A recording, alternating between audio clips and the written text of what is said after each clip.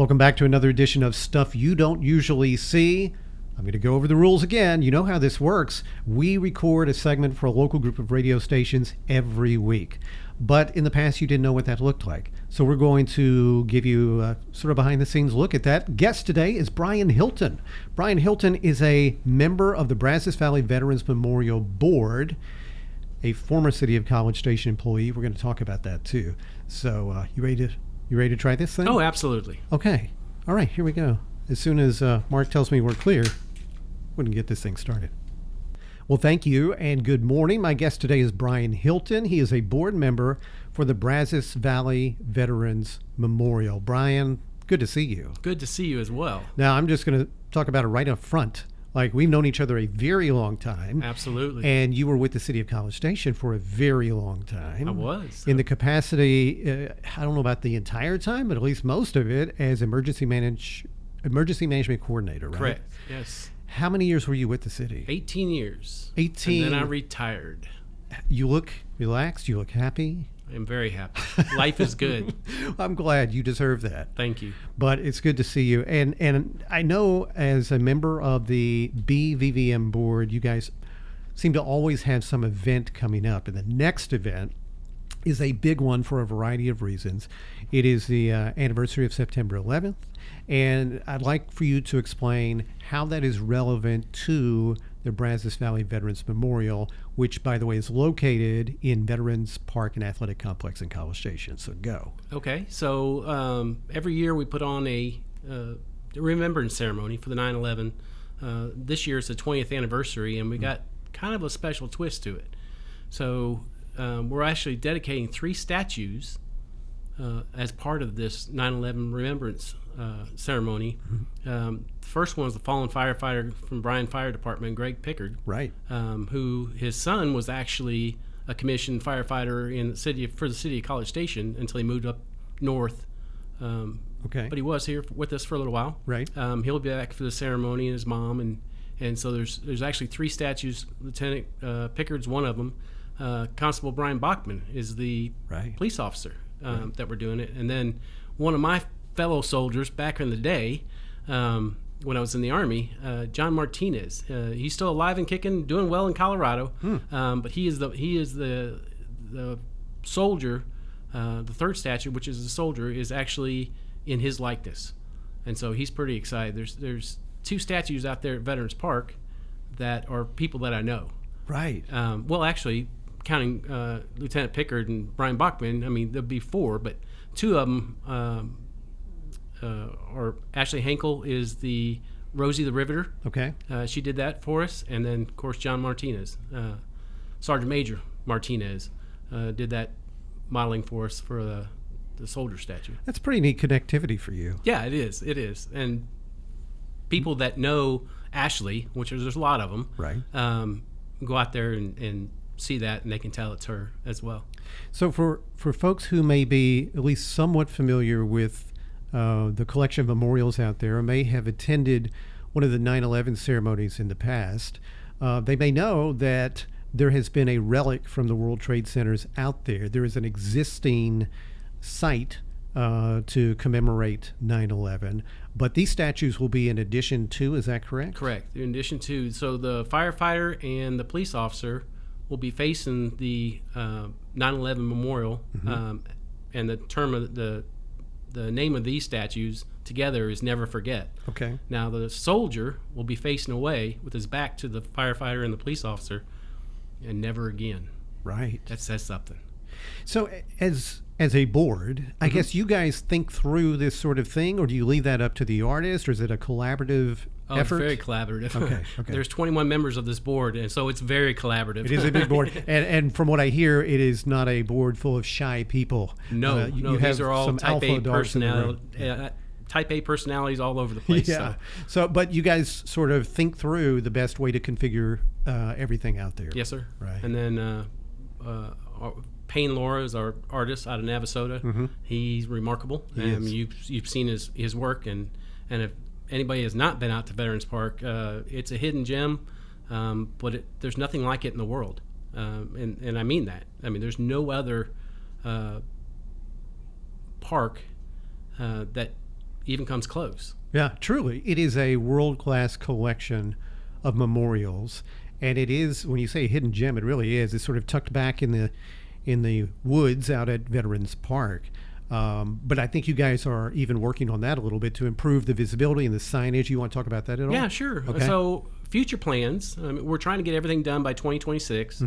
But future plans, we're going to have more of a grand entrance to the 12 acres that consist of the Brazos Valley Veterans Memorial side of the Veterans Park.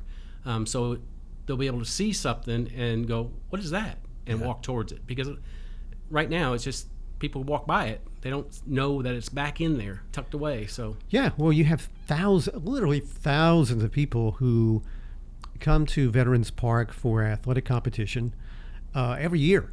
Absolutely. And they don't realize there's something tucked back in the woods, something wonderful and unique, and that's a destination unto itself.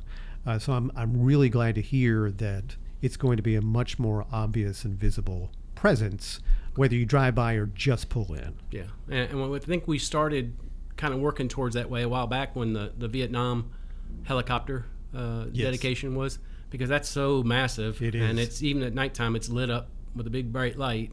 And so people notice that driving by, and then they kind of wander around and they find it. Right. So, but we want to make it, we know that there's something over there. We want to go and see what that is and explore and learn.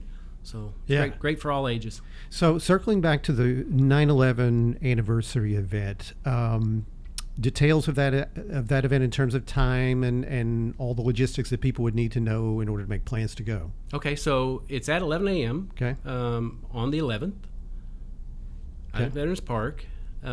So probably get there a little early so you can park. There's a tournament going on. I don't know I think it's softball or baseball, one of them. Okay. That same Saturday morning. So parking is going to be a challenge.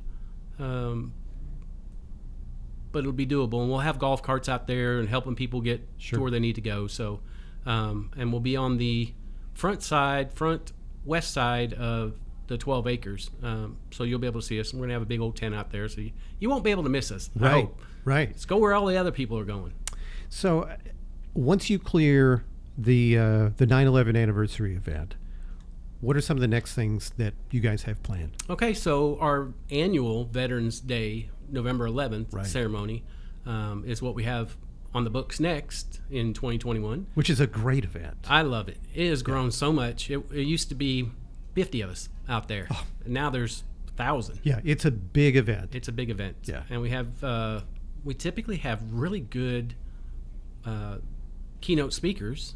Yes. For that event. And for the 9/11 event, we have a really good keynote speaker, Dr. P.K. Carlton. Right.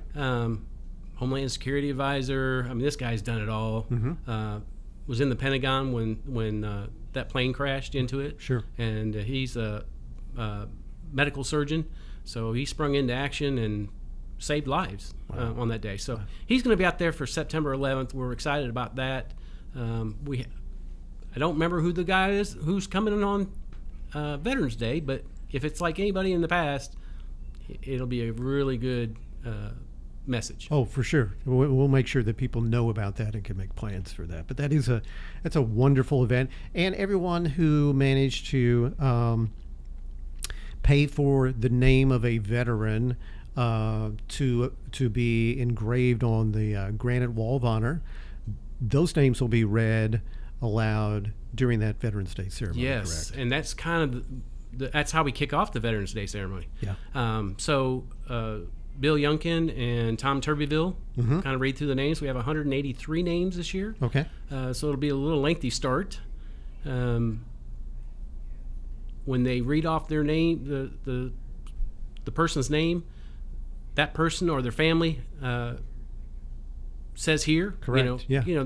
And so you stand up and they say here, and you watch through the crowd, and because I like to stay back and kind of behind the scenes thing. Same. And watch what's going on, and it's moving for those families. Yeah. And it's even for me, a guy sitting out there watching that, it moves me every single solitary year. So it's a really exciting way to start off our ceremony.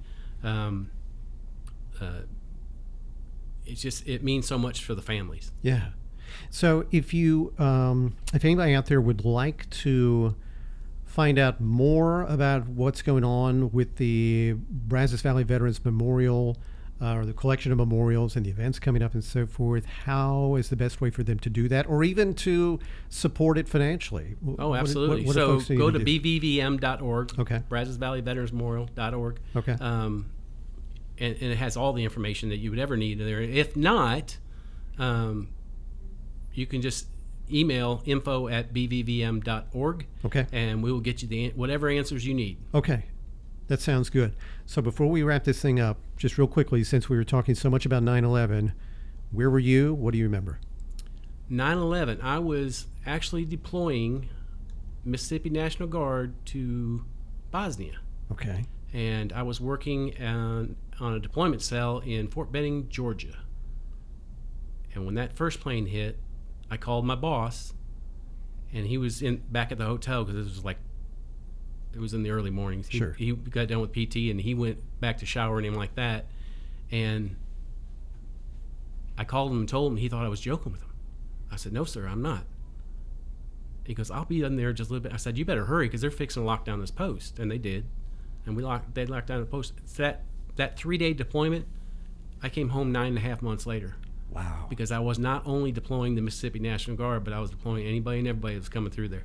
So our team of 5 turned into a team of about 300 people checking records and qualifying and signing off on all their training prior to the deployment. And so that was 9.5 months before I retired from the Army. That's what the last 9.5 months what I did. You'll never forget that. No, never. And most people don't. That's right. Yeah. That's right. They don't remember where they're at. Hey, Brian, thanks for coming in and talking to me. Oh, I enjoyed it. All right. And listen, thank you guys for letting us come on and talk about the city of College Station. And that is stuff you don't usually see. There you go. Easy peasy.